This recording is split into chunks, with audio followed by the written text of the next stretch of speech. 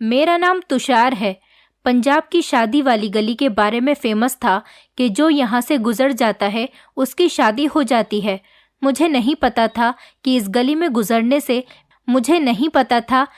गली से गुजरने से मेरी जिंदगी में क्या तूफान आने वाला था। आज इस गली को दूर से देखते हुए मेरा 5वां दिन था। पिछले कई दिनों से मैं लगातार दूर दूर से ही इसी गली को देखता रहा था, जो पंजाब के लुधियाना के एक छोटे से इलाके में थी। आम गलियों की तरह ये गली भी कोई मामूली गली नहीं थी, बल्कि ये एक बहुत ही फेमस गली थी जिसके बारे में मैं काफ़ी टाइम से सुनता आ रहा था। लेकिन मेरा गुजरना अभी तक इस गली के अंदर से नहीं हुआ था, क्योंकि मेरा वहाँ पर अभी कोई काम ही नहीं था कि इस रास्ते पर मुझे वहाँ से गुजरना होता। असल बात तो ये थी कि इस गली से गुजरना आसान नहीं था। कोई भी नॉर्मल इंसान इस गली से नहीं गुजर सकता था। इस गली से गुजरने के बहुत सारे टर्म और कंडीशंस थे, और जो जवान इंसान जब इन सारे टर्म और कंडीशंस पर पूरा उतरता था, सिर्फ वही इंसान इस गली से गुजर सकता था, और फिर उसके बाद उस इंसान की शादी हो जाती थी। ये गली शादी वाली गली कहलाई जाती थी, और जिन लोगों की शादी नहीं हो रही थी वो इस गली से गुजरते थे और फिर उनकी शादी हो जाती थी। सुनने में ये बात भी बहुत ही अजीब और यकीन ना करने वाली लग रही है, लेकिन यही सच था कि इस गली से गुजरने वाले हर इंसान की शादी हो जाती थी। जो भी इंसान अभी तक इस गली से नहीं गुजरा था, गली से गुजरने के बाद मेरी आंखों के सामने उसकी शादी आसानी से हो गई थी। मैं अपनी आंखों के सामने एक हंसते बसते घर को देख सकता था, हर वो इंसान जो यहाँ से गुजरता था।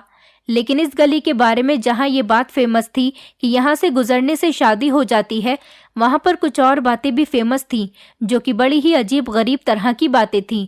मुझे तो ये नहीं पता था कि अजीब अजीब तरह की बातें क्या थीं, लेकिन हर कोई मुझे यहाँ से गुजरने के लिए मना कर देता था और कहता था कि इस गली से सावधान रहना, कभी इस गली से गुजरने की कोशिश भी मत करना, वरना तुम्हारे साथ बहुत बुरा हो जाएगा। मेरी उम्र 45 साल थी और मेरी शादी अभी तक होकर ही नहीं दे रही थी। ऐसा नहीं था कि मैं कोई खूबसूरत इंसान नहीं था, मैं बहुत स्मार्ट और डैशिंग था और पढ़ा लिखा भी था और मेरी गवर्नमेंट जॉब भी थी। लेकिन मुझे कोई भी लड़की सिर्फ इस वजह से नहीं दे रहा था कि मैं अपने पेरेंट्स की अडॉप्ट की हुई औलाद था। मेरे पेरेंट्स की कोई औलाद नहीं थी, उन्होंने मुझे अडॉप्ट किया था, लेकिन वो लोग मुझे बहुत प्यार करते थे। उन लोगों ने हमेशा मुझे कभी ऐसा महसूस नहीं होने दिया कि उन्होंने मुझे अडॉप्ट किया था। मेरे पेरेंट्स से कुछ लोगों ने कहा कि अगर आप किसी बच्चे को गोद लेते हो तो आपको औलाद हो जाएगी, और इसी मकसद के लिए मेरे पेरेंट्स ने मुझे अडॉप्ट कर लिया था। कुछ सालों के बाद सच में उन्हें अपनी औलाद भी हो गई थी, लेकिन उन्होंने कभी अपनी सगी औलाद और मुझ में कोई फ़र्क नहीं समझा था। अपनी औलाद होने के बावजूद भी उन्होंने मुझ पर बहुत ध्यान दिया था, और उन्होंने मेरे नाम पर पहले से ही एक अलग मकान कर दिया था। लेकिन जब उन्होंने मुझे पढ़ाई करने के लिए दूसरे शहर भेज दिया तो मेरे पेरेंट्स का सगा बेटा बहुत बीमार हो गया था और मौत के मुंह तक पहुंच गया था। और फिर सबने कहा कि ये सब इसी वजह से हो रहा है कि तुम लोगों ने भगवान को नाराज़ किया और अपने अडॉप्ट किए हुए बेटे को दूसरे शहर पढ़ने के लिए भेज दिया। वो तुमसे दूर हो गया है, क्या पता पढ़ाई के बहाने वहाँ पर वो तुम लोगों को याद करता हो या ना। मेरे पेरेंट्स ने मुझे दूसरे शहर पढ़ाई करने के लिए इसलिए भेजा था कि उनका ध्यान मेरे छोटे भाई पर भी रहे। वो लोग मुझसे भी प्यार करते थे और छोटे भाई से भी प्यार करते थे, लेकिन उन्होंने सोचा कि बड़े बेटे को दूसरे शहर पढ़ने के लिए भेज देते हैं, इससे हमारा ध्यान ज़्यादातर हमारे छोटे बेटे पर ही रहेगा और बड़ा बेटा पढ़ लिख कर किसी काबिल हो जाएगा। लोगों की बातों में आकर मेरे पेरेंट्स, जो कि मेरे सगे पेरेंट्स नहीं थे, उन्होंने मुझे अपने सगे बेटे की जान बचाने के लिए मुझे घर वापस बुला लिया था और कहा था कि तुम अपने छोटे भाई का ख्याल रखो और अब इसे छोड़कर तुम कहीं नहीं जाओगे। लेकिन मेरे पीछे उन्हें अपनी सगी औलाद जान से ज़्यादा प्यारी हो गई थी। मुझे इस बात से कोई एतराज़ नहीं था, क्योंकि मुझे ये बात पहले से ही पता थी कि मेरे पेरेंट्स ने मुझे अडॉप्ट किया था। इसके बाद भी उन्हें 4 बच्चे और हो गए थे। जब मेरी उम्र 12 साल थी और वो सब अपनी ज़िंदगी में खुश थे, लेकिन धीरे धीरे मेरे पेरेंट्स का ध्यान मुझसे हट गया था। उन्होंने उसके बाद मुझे घर से बाहर नहीं निकलने दिया। उनके ऐसे बिहेवियर से मुझे बहुत दुख हुआ था। हर कदम पर मुझे परेशानी ही उठानी पड़ी थी, और जब मैं बड़ा हुआ तो सबसे बड़ी मुसीबत मेरे लिए ये खड़ी हो गई कि कोई भी अपनी बेटी का रिश्ता मुझे नहीं दे रहा था और सबका कहना यही था कि ना जाने कौन से पाप की पैदाइश है, मैं ना जाने किसका बेटा हूँ, मेरा रिश्ता कौन से खानदान से है, मेरे सगे माता पिता कौन हैं, कैसे थे। लोग मेरे बारे में तरह तरह की बातें करते थे। मेरा कुछ अता पता ही नहीं है कि मेरी रगों में किसका खून दौड़ता है, और सिर्फ यही वजह थी जिसकी वजह से आज मेरी उम्र 45 साल हो गई थी और मेरी शादी नहीं हो पा रही थी। मुझसे छोटे बहन भाइयों के घर बस गए थे और उनके बच्चे भी हो गए थे। पढ़े लिखे होने की वजह से मुझे नौकरी तो अच्छी मिल गई थी। मैं सोचता था कि अगर मैं दूसरे शहर जाकर पढ़ता तो शायद मुझे इससे अच्छी नौकरी मिल सकती थी, लेकिन कोई बात नहीं, मेरे लिए ये नौकरी भी ठीक थी। मैं अभी तक अकेला था। मेरे पेरेंट्स भी मर गए थे, बूढ़े होकर इस दुनिया से जा चुके थे, लेकिन मेरे लिए एक अच्छा काम करके गए थे कि बचपन में जब मैं उनकी अकेली औलाद हुआ करता था तभी उन्होंने मेरे नाम अपना एक मकान कर दिया था। मैं अकेला अपने उसी घर में रहता था। मेरी गवर्नमेंट जॉब थी और मेरे पास रहने के लिए अलग घर था और एक बाइक भी थी। सब कुछ अपना था, लेकिन एक परिवार नहीं था। इतना सब कुछ होने के बावजूद भी कोई मुझे रिश्ता देने के लिए तैयार नहीं था। जहाँ भी मेरे रिश्ते की बात चलती तो वहाँ पर मेरे अडॉप्ट होने की बात आ जाती थी और फिर लड़की वाले पीछे हट जाते थे कि मेरे परिवार का तो कुछ अता पता ही नहीं है, मैं किस फैमिली से बिलोंग करता हूँ। मेरे पेरेंट्स के जो रिश्तेदार मुझसे जलन रखते थे, उन्होंने मेरे बारे में सारे रिश्तेदारों में ये बात फेमस कर दी थी कि मैं किसी तवाइफ का बेटा था और मैं नाजायज़ बच्चा हूँ। इसलिए मेरी माँ ने मुझे फेंक दिया था और इन लोगों ने मुझे अडॉप्ट कर लिया था। ये बात मुझे बहुत तकलीफ देती थी। मुझे ये नहीं पता था कि इस बात में कितनी सच्चाई है, लेकिन इन अफवाहों ने मेरा जीना दुश्वार कर दिया था। मैंने अपने माता पिता का दिया हुआ घर किराए पर दे दिया था और मैं खुद उस मोहल्ले से निकलकर दूसरे मोहल्ले में शिफ्ट हो गया था। लेकिन मेरा बीता हुआ कल मेरा पीछा नहीं छोड़ रहा था। हर कोई मुझे जानता था। कुछ ऐसे भी लोग थे जो मुझसे हमदर्दी करते थे, लेकिन फिर भी अपनी बेटी देने की बात आती तो वो बात को ख़त्म करने की कोशिश करते थे और कहते थे कि तुम बहुत अच्छे लड़के हो, हमें तुम्हारे कैरेक्टर पर कोई शक नहीं, लेकिन बेटी देना हमारे बस की बात नहीं। वो लोग अपनी बेटी से शादी करवाने पर तैयार ही नहीं होते थे। भगवान ही जानता है कि मैंने ज़िंदगी के 45 साल किस परेशानी में गुजारे हैं। मैंने अपने आप पर लगे अडॉप्ट का दाग मिटाने के लिए बहुत मेहनत की थी। पढ़ाई लिखाई में भी बहुत मेहनत की, फिर जॉब की तलाश शुरू कर दी। मुझे मेरी मेहनत और इंटेलिजेंट होने की वजह से गवर्नमेंट जॉब भी मिल गई थी, जो इतनी आसानी से मिलना कोई बड़ी बात नहीं होती। मेरी किस्मत इस मैटर में तो बहुत अच्छी निकली थी। मैं रोज़ मंदिर जाता था और हर सोमवार को व्रत भी रखता था अपने कैरेक्टर से दर्द होने के लिए, लेकिन फिर भी लोगों को मेरे अंदर कोई अच्छाई नज़र नहीं आती थी। हर किसी को बस एक ही बात नज़र आती थी कि मैं अडॉप्ट की हुई औलाद हूँ, न जाने किसका बेटा हूँ और मेरा किस फैमिली से ताल्लुक़ है। मेरी ही यूनिवर्सिटी में एक लड़की को मुझसे मोहब्बत हो गई थी।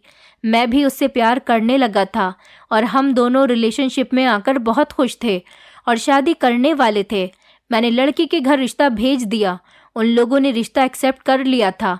ये सुनकर तो मेरी खुशी के कोई ठिकाने ही नहीं थे, लेकिन अचानक ही रिश्तेदारों ने चुगली लगा दी और लड़की वालों को बता दिया कि इस लड़के का कोई परिवार नहीं है। एक फैमिली ने इसे अडॉप्ट किया था। इस लड़के के परिवार का कोई अता पता नहीं। बहुत सारे लोग मेरा रिश्ता हो जाने से खुश नहीं थे। उन लोगों को ये बात बहुत खल रही थी कि मेरा रिश्ता क्यों हो गया और लड़की वाले अपनी बेटी देने के लिए तैयार क्यों हो गए, क्योंकि काफ़ी सारे लोग मेरे पीछे हाथ धोकर पड़ गए थे। मेरे रिश्तेदारों ने चोरी चुपके उस लड़की के और उसके पेरेंट्स के कान भरना शुरू कर दिए थे। इस बात पर मेरा दिल टूटकर रह गया था। उस टाइम मेरी उम्र 24 साल थी और मैं हैरान था कि एक लड़की जो कल तक मुझसे मोहब्बत के वादे करती थी, मुझसे शादी करने के लिए तैयार थी, सिर्फ मेरे अडॉप्ट होने के बारे में सुनकर वो पीछे हट गई थी। आखिर मैंने उससे प्यार करने में क्या कमी कर दी थी? मैंने उस लड़की के साथ ना जाने कैसे कैसे सपने सजा लिए थे और वो लड़की लोगों के कहने में आकर पूरी तरह से बदल गई थी और उसने दूसरी शादी कर ली। मेरा तो मोहब्बत से भरोसा ही उठ गया था। इसका मतलब ये था कि मेरी मोहब्बत को मेरी शराफत, मेरी मेहनत कुछ भी नज़र नहीं आई। अगर उसे नज़र आया तो सिर्फ एक यही बात थी कि मैं अपने पेरेंट्स की सगी औलाद नहीं हूँ। दूसरों के हंसते बसते घर देखकर अब मुझे अपने आप को देखकर शर्म आने लगी थी। मैं चाहता था कि किसी भी तरह मेरी शादी हो जाए, क्योंकि मैं शादीशुदा लोगों की फैमिली देखकर अपने आप को गिल्टी फील करता था कि मेरे भाग्य में ऐसा क्यों नहीं है। फिर अचानक एक दोस्त ने मुझे शादी वाली गली के बारे में बताया, जो लुधियाना से किसी बहुत ही खुफिया जगह पर थी। दोस्त ने कहा कि इस गली से गुजरोगे तो तुम्हारी शादी जल्दी ही हो जाएगी। ये सुनकर तो मैं बहुत खुश हो गया था, लेकिन इसके पीछे कुछ टर्म्स और कंडीशंस थी जिनको पूरा करना ही था। मैं वो सारी कंडीशंस भी पूरी करने के लिए तैयार हो गया था, लेकिन फिर कुछ अजीब व गरीब बातें इस गली के बारे में मुझे सुनाई दी। मुझे नहीं पता था कि ये सब सच है या फिर झूठ है, लेकिन बहुत सोच समझने के बाद और हालात से तंग आकर मैंने किस्मत के आगे हार मानते हुए इस गली में जाने का फैसला कर लिया। वो गली हर आम और ख़ास इंसान के लिए नहीं खुलती थी। वहाँ पर एक बहुत ही बड़ा और मजबूत सा लोहे का गेट बना हुआ था, जिसमें ताला लगा होता था, और जिसको इसी गली से गुजरना होता था उसे बहुत सारे पैसे देने पड़ते थे और कुछ पेपर्स पर साइन करने पड़ते थे। और अजीब बात तो ये थी कि कागजात पर साइन करते हुए उनको पढ़ने की भी परमिशन नहीं थी कि जिस पर हम साइन कर रहे हैं इन पर क्या लिखा हुआ है। हम ये सब कुछ नहीं पढ़ सकते थे। ये तो एक बहुत ही खतरनाक बात थी कि हम ऐसे कैसे किसी पेपर्स पर साइन कर सकते हैं जिनको पढ़ने की हमें परमिशन ही ना मिली हो। मैंने इस बारे में काफ़ी सोचा कि मैं ये सब करूं या नहीं, लेकिन आखिरकार मैं तंग आ गया था। मैं अब और ज़्यादा इतनी बेइज्जती भरी ज़िंदगी नहीं जी सकता था। अब मेरी उम्र 45 साल हो गई थी। क्या मैं इसी तरह से सारी ज़िंदगी अकेले गुजारता? मैं भी चाहता था कि मेरी शादी हो, मेरा परिवार हो, मेरे बच्चे हों और मेरी ज़िंदगी अपनी फैमिली के साथ गुजरे, क्योंकि अब मैं बिल्कुल अकेला हो गया था और मुझे लोगों के साथ की बहुत ज़रूरत थी। और मैं ये बात अच्छी तरह से जानता हूँ कि कोई रिश्ता किसी परेशानी में कभी काम नहीं आता, लेकिन अपनी फैमिली हमेशा काम आती है। मैं सारी कंडीशंस को एक्सेप्ट करने के लिए तैयार हो गया था। मेरी मुलाकात एक औरत से हुई जो उस गली की मालकिन बताई जाती थी। उसने अपने चेहरे को दुपट्टे से ढका हुआ था। मुझे उसका चेहरा नज़र नहीं आ रहा था। उसने मुझसे 2 लाख रुपए की रकम मांगी और पेपर्स मेरे आगे बढ़ा दिए थे। मैंने पेपर्स बिना पढ़े ही उन पर साइन कर दिया। साइन करते टाइम मेरे हाथ कांप रहे थे और मैं सोच रहा था कि ना जाने मैं कौन सी नई मुसीबत में पड़ने वाला हूँ। लेकिन मैंने बड़ी हिम्मत करते हुए सोचा कि जो होगा देखा जाएगा, और उन पेपर्स पर साइन कर दिए। अब शायद जो होता वही मेरे लिए सब कुछ था। मैंने जब इस काम को करने की शुरुआत की थी तो फिर आने वाले टाइम के लिए भी मुझे तैयार रहना था। साइन करने के बाद मुझे इस गली के अंदर जाना था और मुझे गली के अंदर भेज दिया गया और कहा कि तुम यहाँ से गुजरो, और मैं वहाँ से गुजरने लगा। मुझे बहुत ज़्यादा डर लग रहा था। रात का टाइम था, इसलिए अंधेरा भी ज़्यादा हो रहा था। लगभग रात के 3:30 बज रहे थे। सर्दियों की रात थी और हर तरफ कोहरा छाया हुआ था। मुझे तो सिर्फ तेज़ तेज़ हवाओं की आवाज़ सुनाई दे रही थी। ये गली कोई नॉर्मल गली नहीं थी, बल्कि बहुत ही खतरनाक तरह की लग रही थी। मैं वहाँ से गुजर ही रहा था कि अचानक किसी ने मेरा हाथ पकड़ लिया और मुझे अपने बने हुए एक घर की तरफ खींच लिया। ये सब इतना अचानक हुआ था कि मुझे समझ ही नहीं आया कि मेरे साथ क्या हो रहा है। मुझे अचानक वहाँ पर ले जाया गया और एक सोफे पर बैठाया गया और मेरे हाथ पैरों को रस्सी के साथ बांध दिया गया। मुझे बहुत डर लग रहा था, लेकिन मेरा सिक्स सेंस काम करना बिल्कुल बंद हो चुका था। मैं समझ गया था कि मैं किसी बड़ी मुसीबत में फंस चुका हूँ और मेरा तो कोई अपना भी नहीं है जो मुझे इस मुसीबत से निकाल सके। मुझे बिल्कुल खामोश रहने के लिए कहा गया। मैंने देखा कि वहाँ पर 3 औरतें थीं जिन्होंने अपने चेहरे पर घूंघट किया हुआ था और अपने चेहरे को अच्छी तरह से ढका हुआ था। उनके हाथ में चाकू था। मुझे लगा कि बस आज तो मेरी ज़िंदगी का आखिरी दिन है, ये लोग मुझे जान से मार देंगे, लेकिन ऐसा कुछ नहीं हुआ था। थोड़ी ही देर के बाद दुल्हन के कपड़ों में एक बहुत ही खूबसूरत, प्यारी और मासूम सी कम उम्र की लड़की को मेरे सामने लाया गया और मुझसे कहा गया कि अभी के अभी इसी टाइम तुम्हारी इस लड़की से शादी है। मैं इस लड़की को देखकर हैरान रह गया था। वो इतनी ज़्यादा कम उम्र की और ख़ूबसूरत थी कि मेरी नज़र उस लड़की से हट ही नहीं रही थी। वो बहुत ही मासूम सी थी, लगभग 18 साल की होगी। उसने लाल कलर का लहंगा पहना हुआ था और काफ़ी सारे जेवरात भी पहने हुई थी। कुछ ही देर में पंडित जी को भी बुला लिया गया। उन्होंने अग्नि के आगे बैठकर मंत्र पढ़ने शुरू कर दिए और मैं अभी तक रस्सियों से बंधा हुआ था और मेरी शादी इस लड़की के साथ होनी शुरू हो चुकी थी। उनके हाथ में चाकू देखकर मैं कुछ बोल ही नहीं सका। मैंने फौरन शादी करने के लिए हाँ कर दी। उसके बाद मेरे हाथ पैर खोल दिए गए और उनमें से एक लड़की मेरे आगे चाकू लेकर खड़ी हुई थी। मैंने उस खूबसूरत लड़की के साथ 7 फेरे लिए और उसके बाद लड़की की मांग में सिंदूर भरा और उसको मंगलसूत्र भी पहना दिया। मैंने ऐसा सिर्फ इसलिए किया ताकि ये लोग शादी करने पर मेरी जान छोड़ दें, वरना अगर मैं इनकार कर देता तो ये लोग मुझे जान से भी मार सकते थे। मैंने उस लड़की को बड़े कांपते हुए हाथों से मंगलसूत्र पहनाया था। मैं बस इतना ज़्यादा डर गया था कि मुझे शादी और शादी की रस्मों में कोई इंटरेस्ट ही नहीं आ रहा था। मैं बस ये चाहता था कि मैं जिंदा इस गली से निकल जाऊं और यहाँ से निकलना तो मुझे नामुमकिन लग रहा था। लेकिन मेरी हैरानी तब ज़्यादा बढ़ गई जब मेरी पत्नी मेरे हवाले कर दी गई और मुझसे कहा गया कि तुम्हारी शादी इस लड़की के साथ हो चुकी है, इस गली से निकलने की बात पूरी हो चुकी है और ये तुम्हारी पत्नी है। इसे अपने साथ लेकर जाओ और खुशी खुशी अपना घर बसाओ। मुझे अपनी किस्मत पर यकीन नहीं आ रहा था। मुझे पत्नी भी मिल गई थी और मेरी शादी भी हो गई थी और पत्नी भी इतनी खूबसूरत थी कि जिसके बारे में मैंने कभी अपने सपने में भी नहीं सोचा होगा। और इन लोगों ने मुझे आज़ाद भी कर दिया था।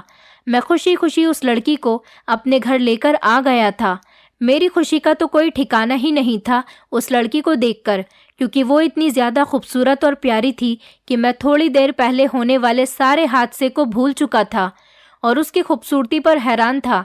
जिंदगी में पहली बार ऐसा हुआ था कि लाल लाल चूड़ियों की खनखनाहट और पैरों की पायलों की आवाज़ मेरे सुनसान घर में गूंज रही थी।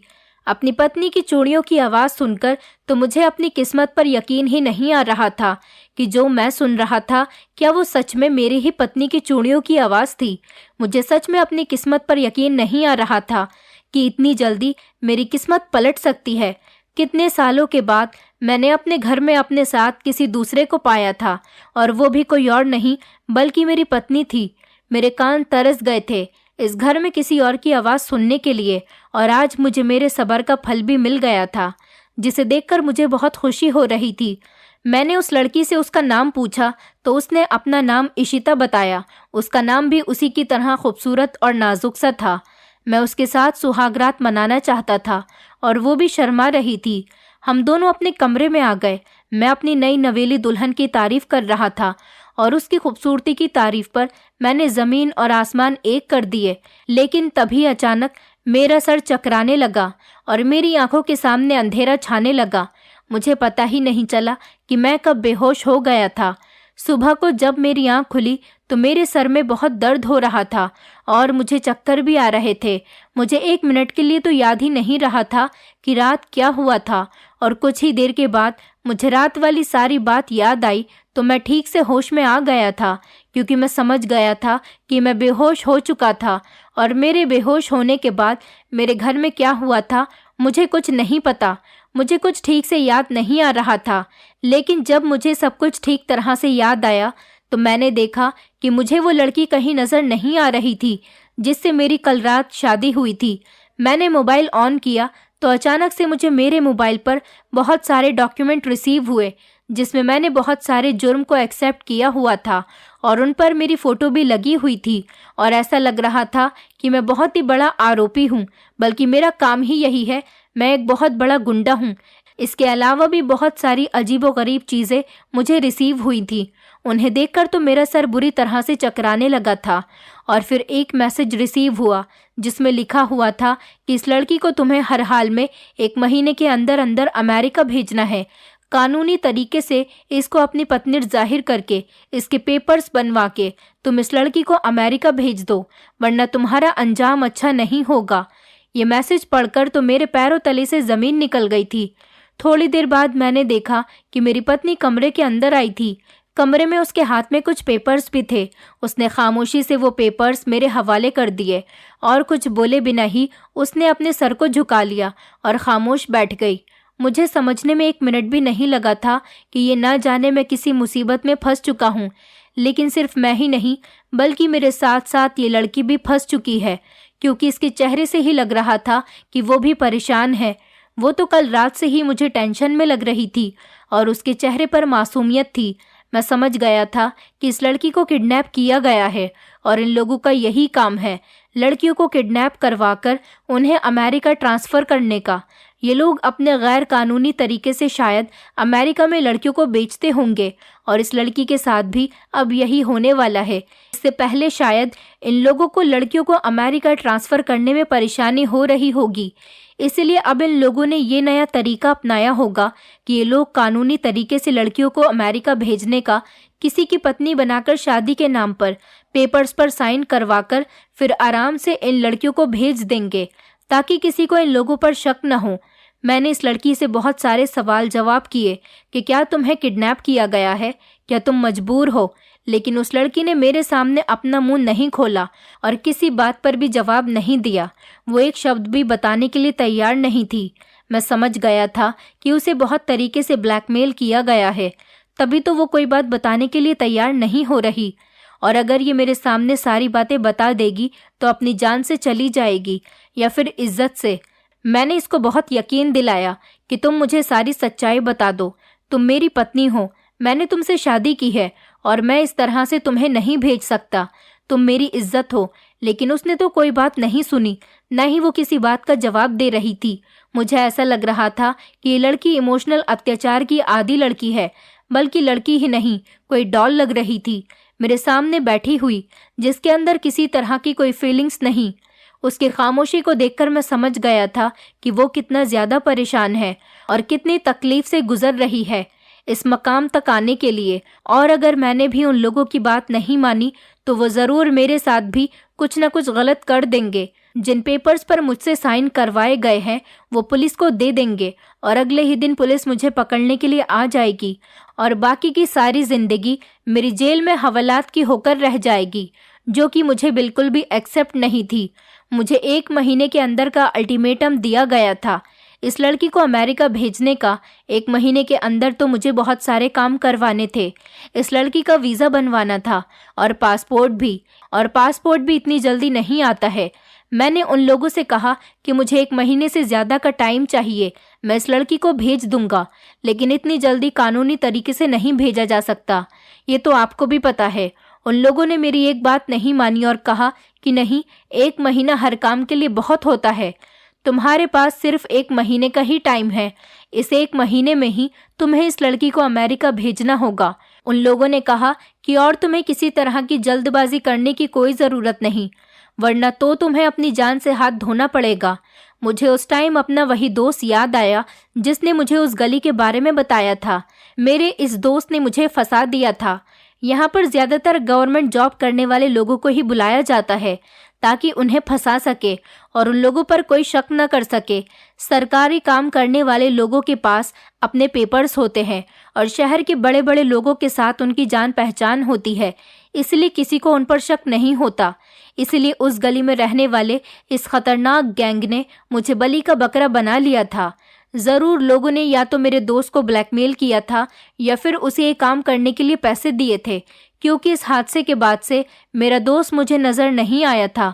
मुझसे कहा गया था कि मैं आराम से रोज़ अपने काम पर ध्यान दूं, जैसा रूटीन मेरा पहले रहता था वैसा ही मैं अपनी लाइफ स्पेंड करूं, ऑफिस जाऊं, ताकि किसी को मुझ पर शक न हो। मुझे तो अपनी जान के लाले पड़े हुए थे। मैंने बहुत पैसा लगाकर इस लड़की के पेपर्स बनवाए थे। काफ़ी दिन गुजर चुके थे। ज़्यादा सोर्स और पैसे की वजह से जल्दी ही इस लड़की के डॉक्यूमेंट बन गए थे। यहाँ तक कि इस लड़की के जाने का टाइम भी आ गया था और इस सारे टाइम में वो लड़की खामोशी रहती थी। लगभग वो लड़की मेरे साथ 25 दिन रही थी और अभी तक मैंने उसकी आवाज़ ठीक से नहीं सुनी थी। मैं समझ गया था कि वो मुझे कुछ बताने वाली नहीं। दोबारा मैंने उसे कभी तंग नहीं किया और ना ही इस टॉपिक पर कभी बात की। मैं नॉर्मल रूटीन की तरह सुबह को ऑफिस चला जाता था और वो सुबह को मेरे लिए चाय नाश्ता बनाती थी, जैसे कि हर पत्नी अपने पति के लिए करती है। फिर इसके बाद जब मैं दोपहर को घर वापस आता था तो वो डाइनिंग टेबल पर मेरे लिए खाना लगाती और हम दोनों एक साथ बैठकर खाना खाते थे। मुझे कहा गया था कि मैं खुशहाल कपल्स की तरह उसे शॉपिंग पर भी लेकर जाऊं, उसे घुमाने भी लेकर जाऊं और उसके सारे शौक पूरे करूं। इसलिए मैं उसे शॉपिंग भी करवाता था। एक दिन मूवी दिखाने भी ले गया था और बहुत ही नॉर्मल शादीशुदा कपल्स की तरह हम लोग रिएक्ट कर रहे थे। तब मुझे समझ आया कि इस गली से गुजरने वाला हर वो इंसान मुझे खुशहाल और शादीशुदा क्यों लगता था, क्योंकि असल में वो लोग खुश नहीं होते थे, बल्कि खुश रहने की एक्टिंग करते थे। वो नॉर्मल रहने के लिए खुशहाली दिखाया करते थे, अंदर से वो ब्लैकमेल हो रहे थे। और फिर कुछ दिनों के बाद ही पता चलता था कि शादी करने वाली फैमिली दूसरे शहर में शिफ्ट हो गई। और मैंने इस बात पर तो कभी ध्यान ही नहीं दिया था कि वो हर फैमिली जो इस गली से गुजरने के बाद जिनकी शादी होती है, वो लोग दूसरे शहर में शिफ्ट क्यों हो जाते हैं।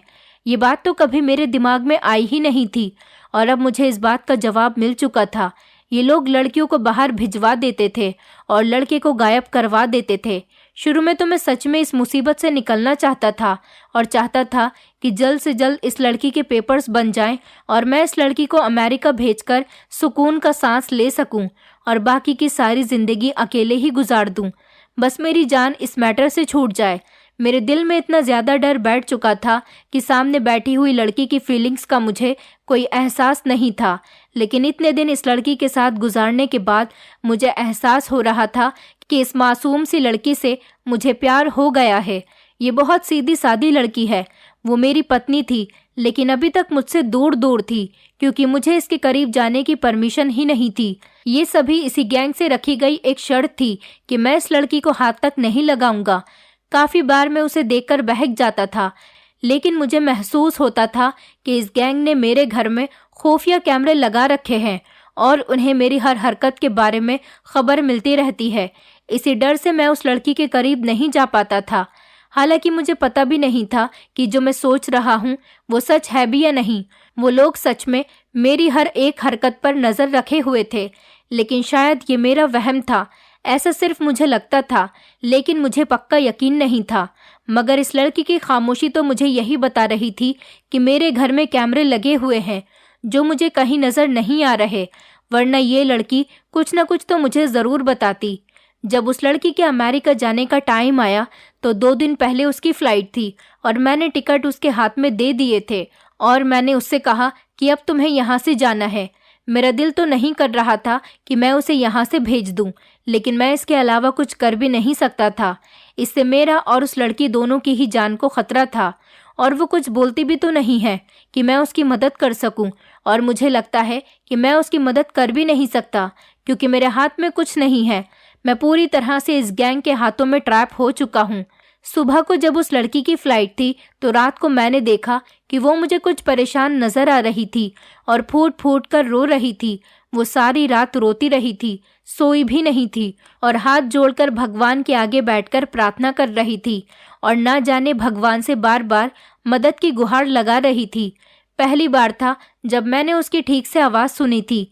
जितनी वो खूबसूरत थी उससे कहीं ज्यादा खूबसूरत तो उसकी आवाज़ थी और वो बार बार भगवान से रो रो कर मदद मांग रही थी। तो ऐसे कैसे हो सकता था कि भगवान उसकी मदद नहीं करता। मैं समझ गया था कि वो बहुत मजबूर है, इसलिए तो इतना ज़्यादा रो रही है। मैंने उससे कहा कि तुम मजबूर हो, तुमने मुझे क्यों नहीं बताया। लेकिन अब मैं खामोश नहीं बैठूंगा। चलो, हमारे पास सिर्फ यही टाइम है, हम दोनों यहाँ से निकल चलते हैं। मेरी बात सुनकर वो और भी ज़्यादा रोने लगी और कहने लगी, इन लोगों के पास मेरी बहुत सी वीडियोस हैं। इन्होंने मुझसे कहा कि अगर मैंने किसी तरह की चालाकी की तो ये लोग मेरी वीडियो लीक कर देंगे। मैंने उस लड़की से पूछा कि क्या मेरे घर में खुफिया कैमरे तो नहीं लगे हुए, तो उसने कहा कि नहीं, लेकिन मैं इन लोगों से बहुत डरती हूँ, इसलिए तुम्हें कुछ नहीं बता रही थी। मैंने कहा कि तुम्हें डरने की कोई ज़रूरत नहीं। जब यहाँ पर कैमरे नहीं लगे हुए तो फिर तुम्हें डरने की भी कोई ज़रूरत नहीं। उन लोगों को कैसे पता चलेगा कि तुमने मुझे कुछ बताया है। तुम डरो मत, खामोश हो जाओ और रोना बंद करो। तुम जल्दी से मुझे सारी बात बताओ। उस लड़की ने बताया कि वो लोग खूबसूरत और कम उम्र की लड़कियों को किडनैप करते हैं और फिर ये शादी वाली गली का ड्रामा रचते हैं और फिर लोगों के हवाले उन लड़कियों को कर देते हैं और कुछ दिनों तक वो लड़कियां उनके साथ रहती हैं और उन्हें लगता है कि सच में उनकी शादी हो चुकी है, लेकिन रहते रहते उनकी हकीकत सामने आ जाती है। आपके सामने तो ये सच्चाई जल्दी ही आ गई, वरना कुछ लोग तो काफ़ी सारे महीने गुजरने के बाद इस हकीकत के सामने आते हैं।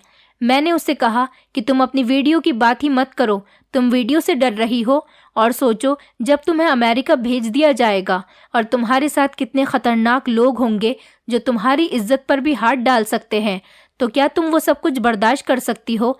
मेरी बात सुनकर वो रोने लगी थी। उसने मुझसे कहा कि अगर मेरे अंदर ये सब बर्दाश्त करने की हिम्मत होती तो मैं आज भगवान के आगे इतना गिड़गिड़ाकर मदद की पुकार नहीं लगा रही होती। मैंने कहा, तुम फिक्र मत करो, हम लोग यहाँ से निकल चलते हैं और फिर सुबह किसी को नजर ही नहीं आएंगे। वो बहुत डर रही थी, लेकिन उसके आंसू देखकर मेरे अंदर बहुत ज़्यादा हिम्मत आ गई थी। उसके आंसुओं को देखकर मैं जैसे शेर बन गया था। मैंने उसका हाथ पकड़ लिया और उससे कहा कि चलो यहाँ से, अब तुम्हारी इज्जत मेरी इज्जत है। मेरे होते हुए तुम्हें परेशान होने की ज़रूरत नहीं। हम दोनों ने अपना सामान पैक किया और रातों रात हम उस घर से गायब हो गए। मुझे डर भी लग रहा था कि शायद उन लोगों को हमारी इस हरकत की खबर लग गई, लेकिन रात के इस टाइम पर शायद वो लोग भी सो रहे होंगे। लेकिन भगवान हमारी मदद कर रहा था। मैं उस लड़की को अपने एक फ्रेंड के घर लेकर चला गया था। मैंने अपने फ्रेंड को कुछ नहीं बताया था, क्योंकि अगर मैं उसे सब कुछ बता देता तो वो मुझे अपने घर पर रखने से इनकार कर देता। फिर उसके बाद हम दोनों ने कुछ ही दिनों में इतने सारे ठिकाने बदले थे कि जिसका कोई हिसाब किताब ही हमारे पास नहीं था। हम सुबह को किसी और शहर में जाते थे और रात को किसी दूसरे शहर में चले जाते। हम लोग इस तरह से भाग भाग कर जिंदगी गुजार रहे थे कि ताकि वो लोग हमारा पीछा न कर सकें और हमारा पीछा करते करते थक जाएं। जब वो थक जाएं तो खुद ही हमें छोड़ दें। मुझे नहीं पता था कि वो हमारा पीछा कर भी रहे थे या नहीं, और हम गोरखपुर के लिए निकल पड़े। गोरखपुर में एक दिन रुककर उसके बाद हम लोग मेरठ आ गए थे। मेरठ में काफ़ी टाइम गुजरने के बाद भगवान ने हमारी मदद की, न जाने किस तरह से, जिसके बारे में हमें खुद भी नहीं पता चला। हमें इधर से उधर भागते हुए लगभग 3 साल हो गए थे। 3 साल तक भागते भागते जब हमें यकीन हो गया कि अब वो लोग हमें कहीं नहीं ढूंढ सकते और ढूंढ ढूंढ कर थक चुके होंगे, तो हम वापस पंजाब पहुंच चुके थे। पंजाब आने के बाद हमें बहुत बड़ी खुशखबरी मिली थी कि शादी वाली गली का सारा गैंग पकड़ा गया। पुलिस ने उन लोगों को 6 महीने पहले ही अरेस्ट किया और उन सबको कड़ी से कड़ी सज़ा दी गई, क्योंकि वो लोग काफ़ी टाइम से लड़कियों को बेचकर उनका धंधा कर रहे थे और लोगों को बेवकूफ़ बना रहे थे। इन लोगों से गलती ये हुई थी कि उन्होंने लुधियाना के पुलिस स्टेशन के एक पुलिस ऑफिसर को ट्रैक किया और उन्हें ये नहीं पता था कि ये लुधियाना के ही थाने का ऑफिसर है, यानी कि वो खुफिया तरीके से अपना काम करने वाला ऑफिसर था, और उसी की वजह से ये सारा गैंग पकड़ा गया था। ये बात सुनकर तो हमारी खुशी के ठिकाने ही नहीं रहे थे, और आज इस हादसे को 15 साल गुजर चुके हैं और हमारे बच्चे भी हो गए हैं। मैं अपनी पत्नी इशिता के साथ बहुत खुश हूँ और हम एक दूसरे के पति पत्नी होने पर एक दूसरे को बहुत लकी समझते हैं, क्योंकि उसे मुझ जैसा साथ देने वाला पति और मुझे इशिता जैसी समझदार और खूबसूरत पत्नी मिली थी। हम भगवान का शुक्रिया अदा करते नहीं थकते हैं, क्योंकि उन्होंने हमें और दूसरे लोगों को भी इस बड़ी मुसीबत से आज़ाद कर दिया था। ऐसी बहुत सारी लड़कियां थीं जो इन लोगों का शिकार हो गई थीं। इससे पहले जो यहाँ की लड़कियां अमेरिका गई हुई थीं, अमेरिका की पुलिस से कांटेक्ट करने के बाद उन लड़कियों को भी तलाश करके उनको हिंदुस्तान बुलवा लिया गया था और उनको उनके पेरेंट्स के हवाले कर दिया गया था। अब सब कुछ बिल्कुल ठीक हो गया है और अब लोग दूसरों की बातों में भी नहीं आते। मैं भी आप लोगों से यही कहूँगा कि कभी किसी की बातों में आने से पहले 1000 बार सोच लेना। कहानी पसंद आई है तो वीडियो को लाइक करें, चैनल पर नए हैं तो चैनल को सब्सक्राइब करें और हाँ, नोटिफिकेशन बेल को ज़रूर दबाएं ताकि अगली अपडेट सबसे पहले आपको मिले।